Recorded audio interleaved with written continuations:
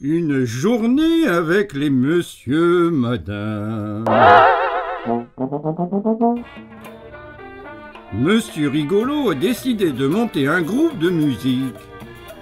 Il organise donc une grande audition ouverte à tous les monsieur, madame. Mais madame Chippy s'en mêle et tout va aller de travers. Monsieur Rigolo pourra-t-il former son groupe ?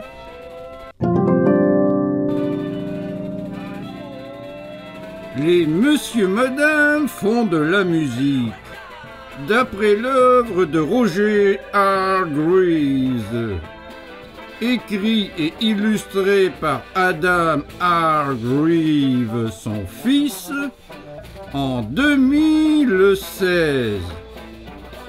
Traduction et illustration en français par les éditions Hachette Jeunesse.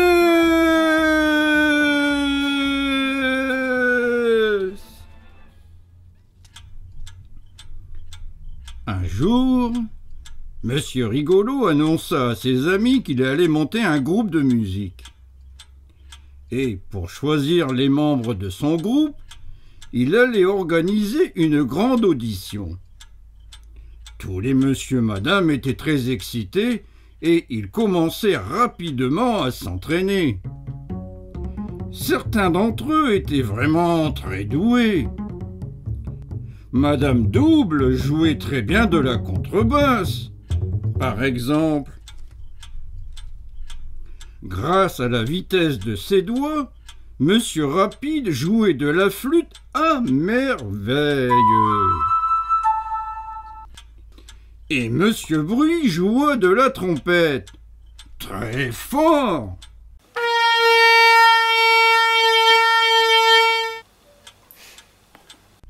Durant toute la semaine.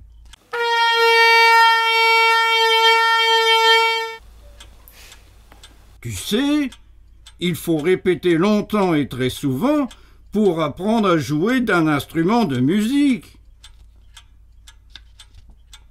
Madame Chippy, elle aussi, voulait faire partie du groupe. Mais le seul problème, c'est qu'elle n'était pas la personne idéale pour apprendre à jouer d'un instrument. S'entraîner longtemps n'était pas vraiment fait pour elle. Elle commença le piano. Bong, bong, bong! Mais abandonna très vite. Elle essaya le violon. Mais abandonna très vite. Elle voulut apprendre à jouer du corps d'harmonie. Pom, pom, pom. Mais abandonna très vite. Elle était incapable de jouer dans le bon tempo et ne connaissait rien aux notes de musique. Mais Madame Chippy voulait à tout prix être choisie pour jouer dans le groupe de Monsieur Rigolo. Tout au long de la semaine, chacun répéta pour les auditions. Monsieur Curieux joua des cymbales péniblement. Monsieur Silence joua du piccolo doucement.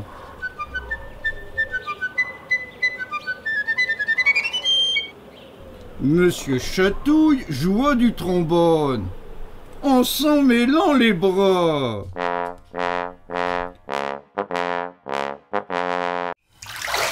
Monsieur Bizarre joua du tuba, dans son bain. De son côté, Madame Chippy ne joua d'aucun instrument. Elle avait définitivement renoncé à répéter.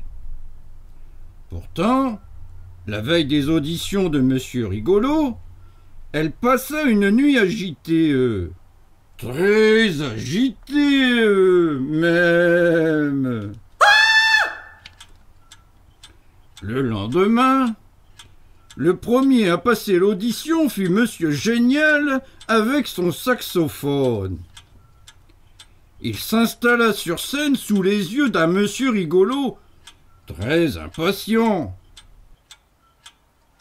Monsieur Génial prit une profonde inspiration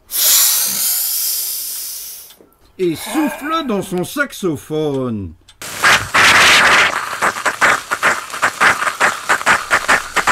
Une fontaine d'eau jaillit soudain de son instrument de musique et doucha tout le monde. Quelqu'un avait mis de l'eau dans le saxophone de Monsieur Génial. Monsieur Rigolo sourit.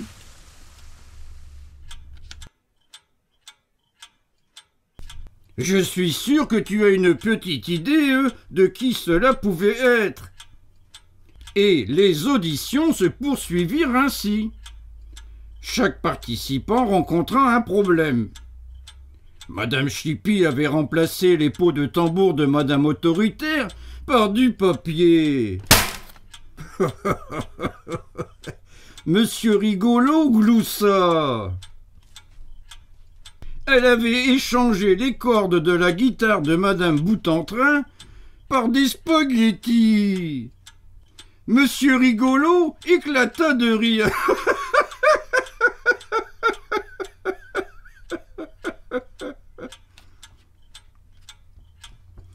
Puis, ce fut au tour de Madame Chippy elle-même. Elle était très sûre d'elle. Aucun des autres candidats n'avait réussi à sortir une seule note de musique. Peu importe qu'elle joue mal, elle était certaine d'être retenue pour faire partie du groupe. Elle s'installa devant son xylophone, leva les bras et se mit à jouer. Bling, plong, bang, bang, bling, blong. Ce fut insupportable à écouter. C'était trop drôle, déclara Monsieur Rigolo, mort de rire. Je ne savais pas trop encore quelle sorte de groupe ça allait être, mais maintenant, je sais. Nous allons former un groupe rigolo et vous en ferez tous partie. En effet, ce fut un groupe de musique très drôle. Et de quel instrument crois-tu que Monsieur Rigolo joua? De l'élastique.